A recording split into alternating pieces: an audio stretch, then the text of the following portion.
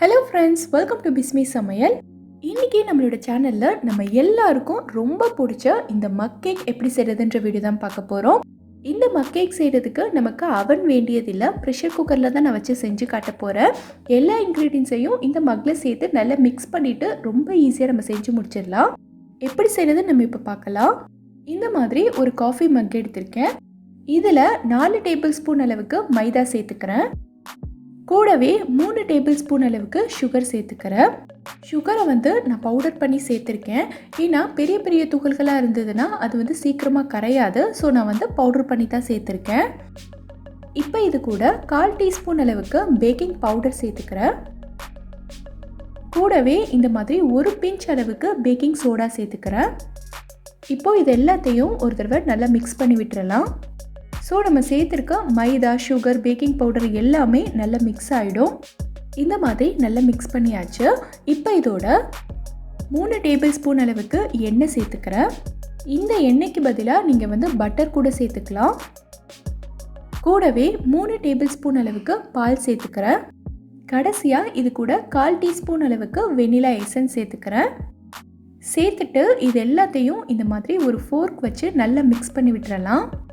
இந்த மாவில் எந்தவித கட்டியும் இருக்கக்கூடாது. அந்த மாதிரி நல்லா ஸ்மூத்தாக மிக்ஸ் பண்ணிக்கோங்க.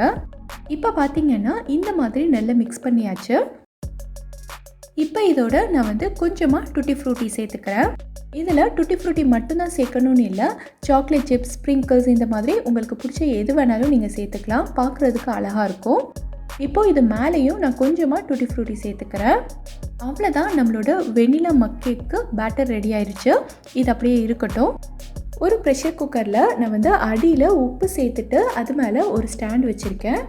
இந்த குக்கரோட மூடியில் கேஸ்கெட்டும் வெயிட்டும் சேர்க்காமல் குக்கரை நல்லா மூடிட்டு ஸ்டவ்வை நல்லா லோ ஃப்ளேமில் வச்சுட்டு 10 நிமிஷத்துக்கு நான் ஏற்கனவே குக்கரை ப்ரீஹீட் பண்ணியிருக்கேன்.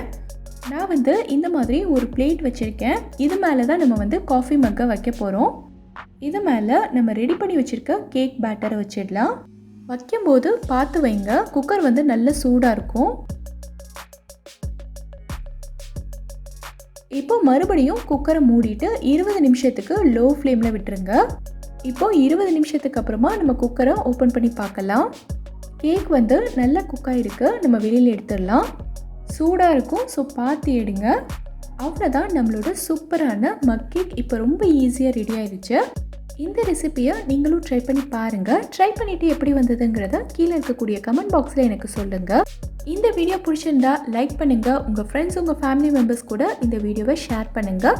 மறக்காமல் நம்ம பிஸ்மி சமையலுக்கு சப்ஸ்கிரைப் பண்ணிவிட்டு பக்கத்தில் இருக்கக்கூடிய பெல் ஐக்கானை கிளிக் பண்ணி அதில் ஆல்ங்கிற ஆப்ஷனையும் செலக்ட் பண்ணுங்கள். தேங்க்யூ.